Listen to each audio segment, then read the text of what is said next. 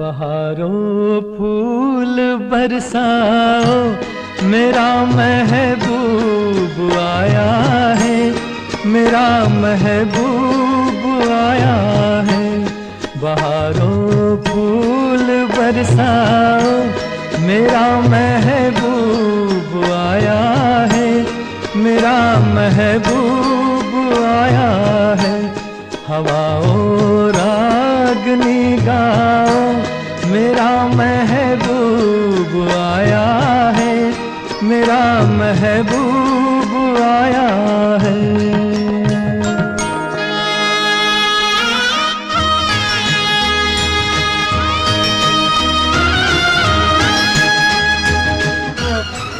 छोटो मिठो कुरा गर्छु।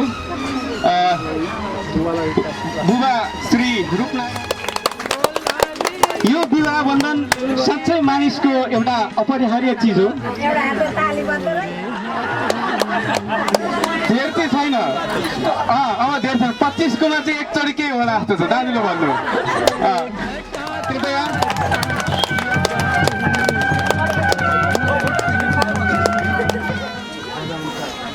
जतिएर अलि हामीले थाकेको होला। ताली प्लिज, ताली, निरन्तर ताली।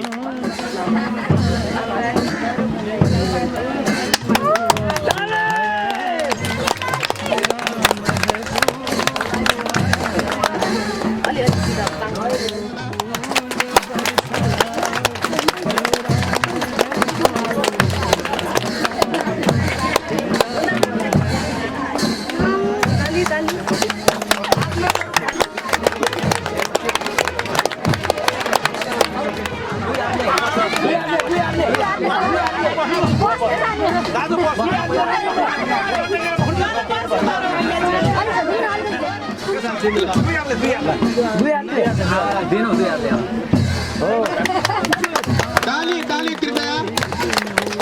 यो गुलाबको फुल जस्तै सधैँभरि सबैले मन पराउने जोडी भइराखोस्। मङ्गलमय शुभकामना व्यक्त। फेरि ताली चाहिने भयो, नबिसाइकन चाहिने भयो ताली चाहिँ, नबिसाइकन ताली।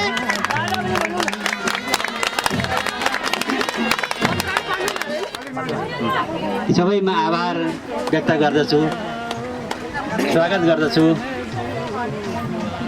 अनि यो हाम्रो यस्तो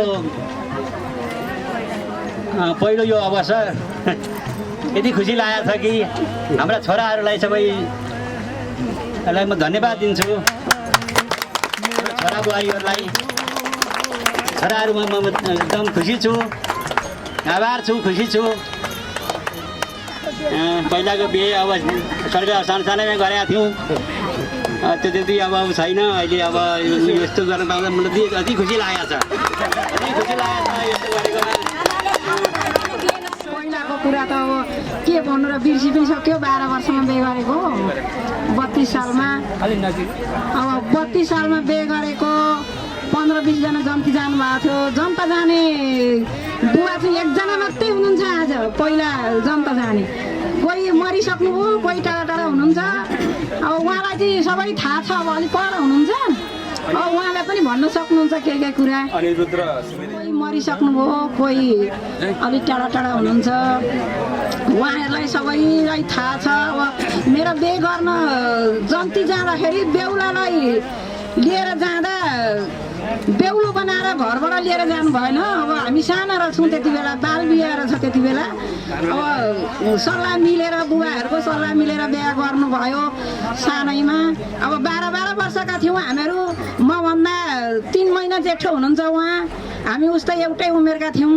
अब बिहे गर्नुभयो, रातिको बिहा थियो। लानुभयो जन्ती, फुङ्कुवा खोलो भन्ने खोलामा लगेर, अनि सबै जन्ती भेला भएर अनि उहाँलाई लुगा त्यहाँ लगाएर हाफ प्यान्टमा लिएर जानुभएको। त्यहाँ लगेर लुगा लाएर अनि बेहुलो बनाएर फुगा खोलो तरेर अनि उकालो जानुभएको। अलि माथि लगेर घोडामा बेहुलालाई लिएर जानुभयो। अलिअलि थाहा छ मलाई। माउर लगाएको थियो, कपाल काटेको थियो। अनि अब बेहुलो आयो भने हेऱ्यौँ माथिबाट, बरन्डाबाट चियाएर हेरेँ। म पनि सानी थिएँ। कस्तो बेहुलो आयो पहिलेको जस्तो, अहिलेको जस्तो देख्ने चलन थिएन थियो। खानासाना खाएर अनि बेलुका रातिको बिहे भयो, रातभरिको बिहे भयो, भव्य रूपले भयो। उहाँ चाहिँ बिहे मेरो माइती घरमा चाहिँ, बुबा आमाको घरमा। जन्ती चाहिँ थोरै जानुभएको थियो र पनि राम्ररी गाउँको सबैजना भेला भएर बिहा गरेर पठाइदिनु भयो। अनि राम्रै गरी बिहे भयो। अब घरमा जाँदा बेहुली अनमा आएर लाउँथेँ। पहिला मेरो जामा लिएर आउने थिएँ नि त। म के लाउनु भन्दा त्यति बेला पेटिकोटको चलन थिएन, जुत्ताको पनि चलन थिएन। त्यो एउटा लुङ्गी थियो, लुङ्गी कालो लुङ्गी थियो, अलिअलि तल यसो आँचल भएको। यही लुङ्गी लाउनु भनेर अनि एउटा बोटिस जस्तो यसो पहिला महिलाहरूले भात पकाउँदाखेरि लाउने गरेको थियो, हो त्यस्तै बोटिस थियो। अनि त्यही बोटिस र एउटा लुङ्गी लाएर पहेँलो पटुका बाँधेर, फेर छोडेर पटुका बाँधेर, नभए त नाङ्गै भइहाल्छ, पेटीकोट छैन। अनि फेर छोडेर पटुका बाँधेर अब जन्ती जाति फुङ्का खोला लागेर बेहुलालाई कता लिएर गए, कोही पनि छैनन्। अनि सबै ढाँडेतिर लागे, निहुरादिनतिर लागे। अनि मलाई चाहिँ 2 जना मान्छे र 2 जना बुढा हुनुहुन्थ्यो। एकजना रमितेका खत्री कान्छा भन्थे, खत्री कान्छा सोमनाथको बुवा, र हाम्रा अनिरुद्ध सुवेदीको बुवा। बुढा उस्तै लाग्थ्यो मलाई, दाजुभाइ जस्तो लाग्थ्यो। त्यसै दिन बोकाएर पठाइहाल्ने चलन थियो त्यति बेला। त्यसैलाई ढाकर खोजेर अनि त्यसैले लिएर तिनी दोरा बुढाले चोपुरको उकालो त्यो घाममा गयो। अनि उहाँ पुगेर अब पुग्ने खेरमा मेरो नन्द हुनुहुन्छ, माइली नन्द हुनुहुन्छ। उहाँले अनि साडीहरू, लु यो साडी जाँदा गऱ्यौँ। अनि माथि पुग्दाखेरि अब असारको घाम, केटाकेटी रातभरिको निन्द्रा। अनि यो साडी लाएर जानुपर्छ अरे भन्नुभयो। मभन्दा पनि सानी हुनुहुन्थ्यो बहिनी। लगाएर अनि गयौँ। अलि मासतिर पुगेपछि घरमा पुग्यो। अब पुग्दाखेरि आमा बुवा कहाँ हुनुहुन्छ, बिहे जस्तै छैन, केही कोही पनि हुनुहुन्न। आमाहरू 2 जना हुनुहुन्छ, बुवा अलि अगाडि नै बेहुलो पुर्याएर बसिरहनु भएको छ। जन्ती कोही पनि छैन, बाउ छोरा आमाहरू 2 जना मात्रै हुनुहुन्छ। अनि बहिनीहरू हुनुहुन्छ। अनि यसो टिका लगाइदिनु भयो। साथी भर्न लाउनु भयो चुल्ठो जोड्यौँ अनि अब 2 जना आमाहरू अनि त्यसरी बस्यो त्यस्तै भयो त्यति बेलाको बे अब बे हो कि के हो केही थाहा पनि भएन सानै उमेरमा बे गर्नुभयो अब 12 वर्षमा अहिलेका केटाकेटी जस्तो अलिक शिक्षा दीक्षा थिएन हामीले त्यसरी पढ्यौँ न पनि अनि त्यत्रो जान्यौँ न पनि बे भएको हो कि के भएको हो कहाँ गएको हो केही थाहा भएन 6 दिनसम्म उहाँ राखेर अनि मलाई बेहुली पुर्याउन जानुभयो मेरो ठुलो जेठी सासू र शारदा बहिनी यहीँ हुनुहुन्छ मलाई बेहुली पुर्याउन जानुभएको उहाँहरू जानुभयो बेहुला जाँदाखेरि अब बेहुली पुर्याउन जानु हुँदैन थाहा पाउँछन् मान्छेले बाल विवाह हो भन्नुभयो र अनि उहाँहरू जानुभयो र बेहुली पुर्याएर आउनुभयो र त्यसका 2 वर्ष 2.5 वर्ष पछाडि मलाई मैतालु पठाउनु भयो अनि त्यहाँदेखि अब घरमै अहिलेसम्म अब 14 वर्षको उमेरदेखि घरमै छु अब हामी यसरी मिलेरै बसेका छौँ राम्रै छ छोराछोरीबाट पनि राम्रै छ सबै कुरा पहिला त्यस्तै बे भए पनि अहिले यसरी छोराछोरी बढेर यस्तो गर्छन् भन्ने यस्तो हुन्छ भन्ने कहिल्यै लागेकै थिएन मलाई मनैमा लागेको थिएन लागेको छ योभन्दा खुसी मलाई केही छैन मेरा 4 भाइ छोरा र 4 बुहारी 6 जना नाति नातिना छन् सबै भएर बुबा आमा पनि मलाई दिने बुबा आमा पनि यहीँ हुनुहुन्छ साथैमा उहाँहरूले अब मलाई दिनुभयो अहिले पनि मेरो बे देख्नुभयो 50 वर्ष पुगेर पनि मेरो बे देख्नुभयो गराउनु भयो बुवा आमाले सधैँ बुवा आमा भन्न पाइयोस् राम्रो होस् यस्तै होस् म सासु आमाले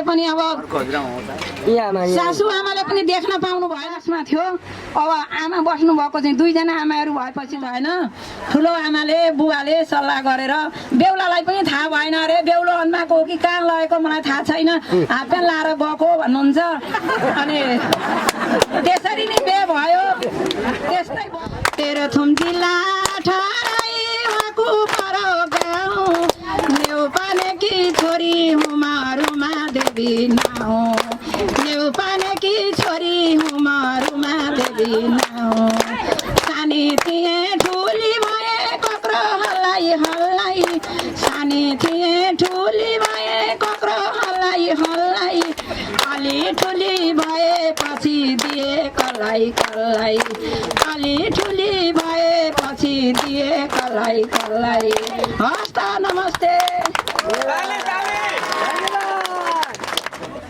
थोरै अब यता श्री प्रसाद नेपाने र लीलादेवी नेपाने पनि यहीँ हुनुहुन्छ काखैमा हुनुहुन्छ र थोरै साह्रै सानोमा पहिले बिहे गरियो सबैले अब गर्दा छोरीले बताइसकिहाले यस्तै गर्दै छोरी ज्वाइँको चाहिँ घरबार राम्ररी भयो अहिले छोराहरू के आफ्नो काम गर्नु थाले उनीहरूलाई बिहेको पनि रमाइलो भयो सबैको देखे चलन पनि त्यस्तै आयो त्यसै उसले यस्तै हो भनेर छोराहरूले गर्दै छोराहरूलाई पनि धन्यवाद र सबै इष्टमित्रहरू आइदिनु भयो उहाँहरूको चाहिँ दुःखको र सुखको कुरा सबै छोरीले अघि बताइसकिहाले त्यस्तै हिसाबले बिहे गरेको थियो तर पहिलेको बिहेमा त्यस्तै चाहिँ लुकेरै गरेको हो हुन्थ्यो भने त्यस्तै डरले नै हो अहिले त दुःखको कुरा छोरीले भन्दाखेरि मलाई आँसु आयो त्यस्तै हो जुवाई पनि त्यस्तै हुनुहुन्थ्यो बालक र अहिले त्यो सबै अपगुणहरू पहिले आफूले गरेको सबै दुःख चाहिँ सबै व्याप्त गरी बस्दाखेरि मलाई पनि राम्रो सन्तोष लागेको छ सबैलाई यति नै हो अथवा खोइ म जान्छ त्यति धेरै मेरो बोल्ने ल्यागत भए पनि त्यो बोल्ने बेलामा त्यो सुनिन्छ त्यस्तो थाहा पाइनँ मैले मैले बिहे छोरा बुहारीको बिहे मैले थाहा पाइनँ भनौँ न अब थाहा पाइनँ मैले अब बजारमा अब कहाँ अब तलमाथि भएर बसिया थियो दिनुपर्ने चाहिँ त्यो थियो तर थाहा दिएन मलाई कसैले म अब काम गरिरहेको थिएँ तल बारीमा त पर जन्ती भएर उता गएछन् त्यो मलाई पनि थाहा भएन